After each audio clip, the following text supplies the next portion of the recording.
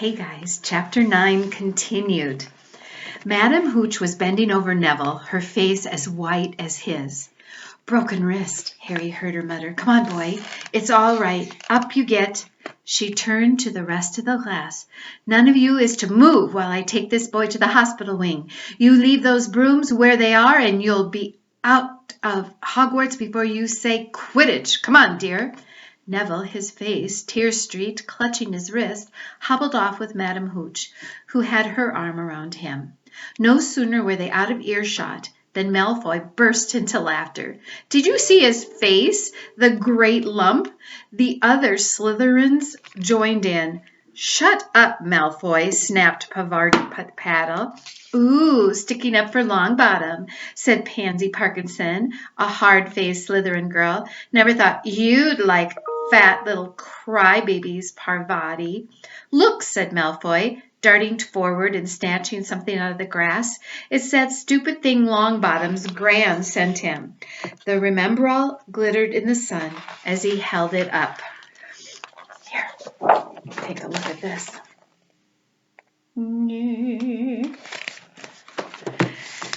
Give that here, Malfoy, said Harry quietly. Everyone stopped talking to watch. Malfoy smiled nastily.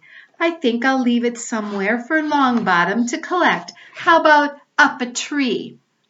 Give it here, Harry yelled, but Malfoy had leapt onto his broomstick and taken off. He hadn't been lying. He could fly well, hovering level with the topmost branches of an oak. He called, Come on and get it, Potter!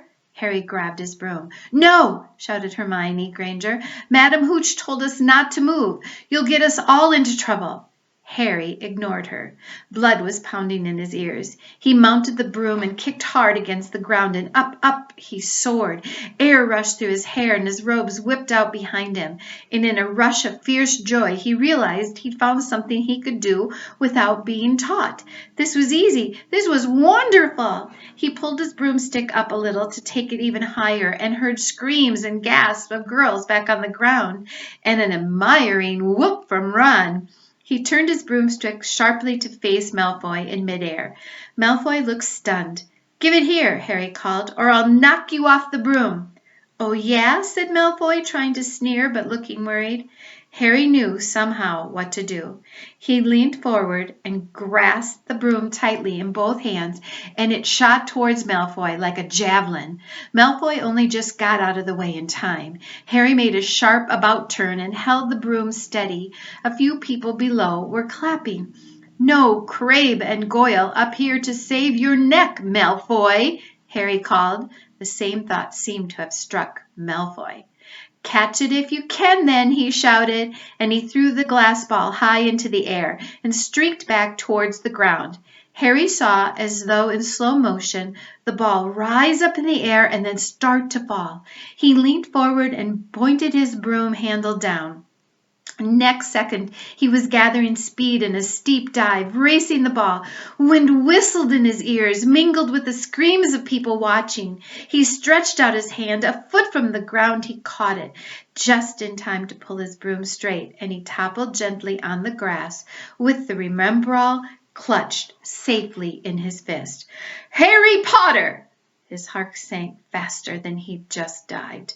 Professor McGonagall was running towards them. He got to his feet, trembling. Never!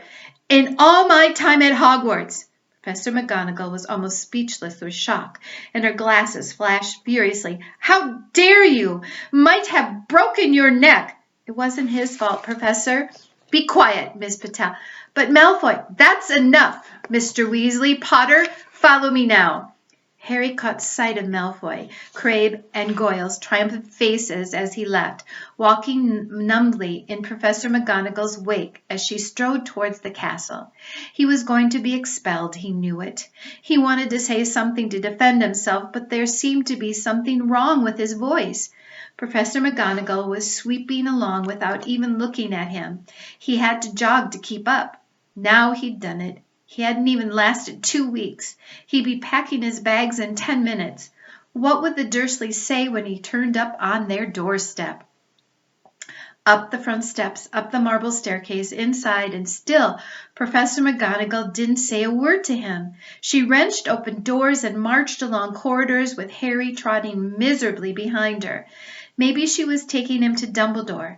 He thought of Hagrid, expelled but allowed to stay on as gamekeeper. Perhaps he could be Hagrid's assistant. His stomach twisted as he imagined it, watching Ron and the others becoming wizards while he stumped around the grounds carrying Hagrid's bag. Professor McGonagall stopped outside a classroom. She opened the door and poked her head inside. "Excuse me, Professor Flitwick, could I borrow Wood for a moment?" Wood? Thought Harry, bewildered. Was Wood a cane she was going to use on him? But Wood turned out to be a person, a burly fifth-year boy who came out of Flitwick's class looking confused. "Follow me, you two," said Professor McGonagall, and they marched on up the corridor. Wood looked curiously at Harry. "In here." Professor McGonagall pointed them into a classroom which was empty except for Peeves, who was busy writing rude words on the blackboard. "Out, Peeves!" she barked. Peeves threw the chalk into a bin, which clanged loudly, and he swooped out cursing. Professor McGonagall slammed the door behind him and turned to face the other two boys. "Potter, this is Oliver Wood. Wood, I've found you a seeker." Wood's expression changed from puzzlement to delight. "Are you serious, Professor?" "Absolutely," said Professor McGonagall crisply. "The boy's a natural. I've never seen anything like it. Was that your first time on a broomstick, Potter?" Harry suddenly nodded silently. He didn't have a clue what was going on, but he didn't seem to be getting expelled, and some of the feelings started coming back into his legs. "He caught that thing in his hand after a 50-foot dive," Professor McGonagall told Wood.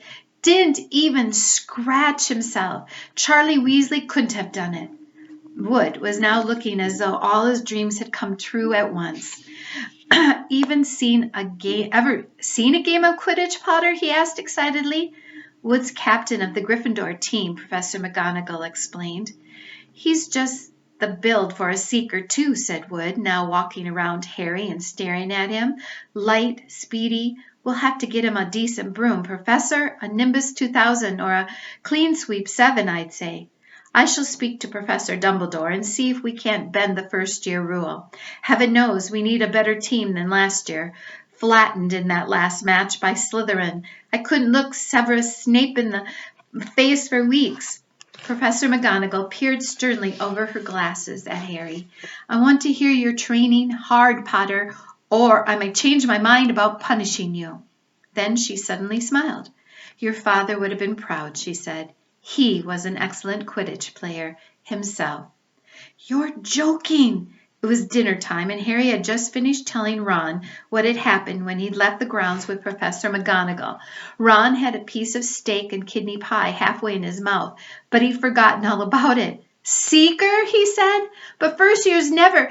You must be the youngest house player in about—" "A century," said Harry, shoveling pie into his mouth. He felt particularly hungry after the excitement of the afternoon.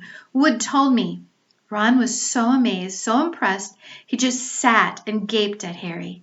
"I start training next week," said Harry. "Only don't tell anyone. Wood wants to keep it a secret." Fred and George Weasley now came into the hall, spotted Harry, and hurried over. "Well done," said George in a low voice. "Wood told us. We're on the team too. Beaters." "I tell you, we're going to win that Quidditch Cup for sure this year," said Fred. "We haven't won since Charlie left. But this year's team is going to be brilliant. You must be good, Harry. Wood was almost skipping when he told us." "Anyway, we've got to go. Lee Jordan reckons he's found a new secret passageway out of the school. Bet it's that one behind the statue of Gregory the Smarmy that we found in our first week. See you." Fred and George had hardly disappeared when someone far less welcome turned up. Malfoy, flanked by Crabbe and Goyle. "Having a last meal, Potter? When are you going to take the train back to the Muggles?" "You're a lot braver now you're back on the ground and you've got your little friends with you," said Harry coolly. There was, of course, nothing at all little about Crabbe and Goyle, but as the high table was full of teachers, neither of them could do more than crack their knuckles and scowl. "I'd take you on any time," said Malfoy. "Tonight, if you want. Wizard's duel. Wands only. No contact." What's the matter? Never heard of a wizard's duel before, I suppose? Of course he has, said Ron, wheeling round. I'm his second. Who's yours? Malfoy looked at Crabbe and Goyle, sizing them up. Crabbe, he said. Midnight. All right. We'll meet you in the trophy room. That's always unlocked. When Malfoy had gone, Ron and Harry looked at each other. What is a wizard's duel? Said Harry. And what do you mean you're my second? Well, a second's there to take over if you die, said Ron casually, getting started at last on his cold pie. Catching the look on Harry's face, he added quickly, but people only die in proper duels, you know, with real wizards. The most you and Malfoy will be able to do is send sparks at each other. Neither of you knows enough magic to do any real damage. I bet he expected you to refuse anyway. And what if I have my wand and nothing happens? Throw it away and punch him on the nose, Ron suggested. Excuse me? They both looked up. It was Hermione Granger. Can't a person eat in peace in this place? Said Ron. Hermione ignored him and spoke to Harry. I couldn't help overhearing what you and Malfoy were saying. Bet you could, Ron muttered. And you mustn't go wandering around the school at night. Think of the points you'll lose Gryffindor if you're caught. And you're bound to be. It's really very selfish of you. And it's really none of your business, said Harry. Goodbye, said Ron.